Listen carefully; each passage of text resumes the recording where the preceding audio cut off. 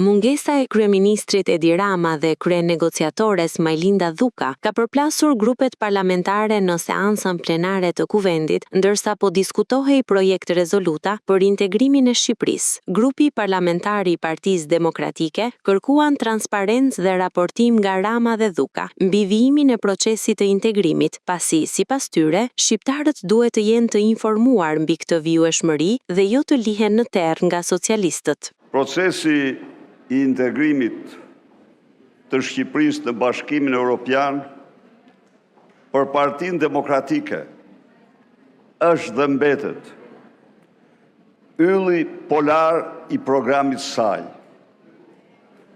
Është dhe mbetet objektivi më madhor i këtij programi, mbasi ne konsiderojmë integrimin e Shqipërisë në Bashkimin Evropian si të ardhmen më të mirë për qytetarët shqiptarë. Por ne, në dallim nga ju, këtë proces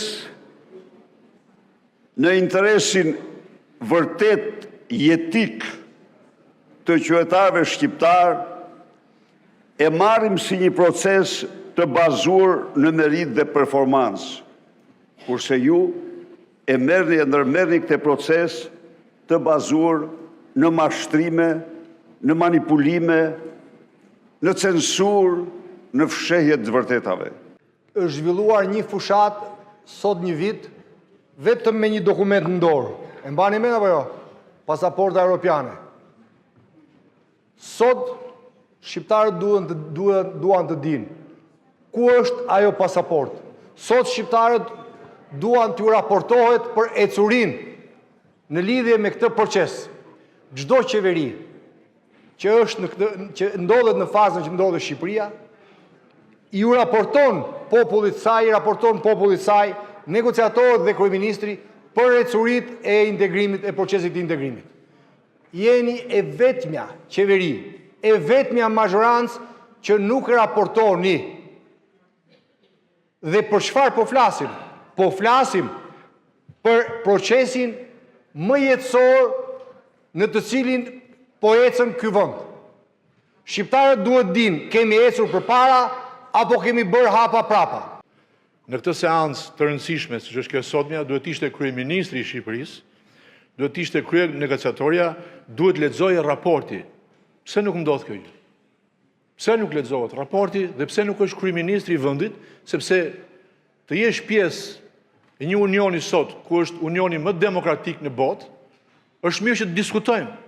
Dhe ata që ndërtuan dhe themeluan këtë union, besuan që ardhmja tyre dhe kur i dorëzuan planin nga Jean Monnet Robert Schumanit, i cili kishte kaluar në luftën e dytë botërore, kishte përjetuar luftën, autokracinë, diktaturat, filloi të besonte dhe hodhi një tezë. Kombet tona do të jenë sigurta vetëm nëse ka demokraci. Në Shqipëri nuk ka demokraci. Në Shqipëri ka autokraci. Nuk shkohet në Europë, as me recitime, as me lavdrime, as me servilizëm, po shkohet me kritik. Kryeministri i Shqipërisë do të jetë në parlament, do të jetë kryenegociatorja dhe duhet lexohet raportit. Ndërkohë, në kahun tjetër, grupi parlamentar i Partisë Socialiste argumentoi se rezoluta për procesin e integrimit evropian është miratuar me konsensus të plot në Komisionin për Europën dhe Punët e Jashtme. Ato hodhën poshtë akuzat se procesi i integrimit është bllokuar, duke shtuar se Shqipëria është në vëmendjen e BE-s sa i përket progresit që ka bërë lidhur me reformimin dhe hapjen e grup kapitujve kryesor. Zyrtarët më të lartë të BE-s, përfshirë shtetet anëtare, kanë theksuar në mënyrë të përsëritur her pas here se duhet ruhet, se nëse ruhet ritmi aktual i reformave dhe i përmbushjes së standardeve, ky objektiv i antarësimit të Shqipërisë në vitin 2000 brenda periudhës 2030 është absolutisht i arritshëm. Natyrshëm, ministria që drejtoi ka intensifikuar dialogun politik me institucionet evropiane dhe shtetet anëtare në funksion të këtij procesi. Dhe me lejoni të theksoj se procesi kryesor aktual është ai natyrisht i shqyrtimit të raportit të Komisionit Evropian për piketet e mjetme dhe ky proces, ndryshe nga sa dëgjohet apo thuhet dhe shkruhet në arenë publike, as nuk është bllokuar, as nuk është ndaluar, as nuk është vetuar nga ndonjë shtet anëtar.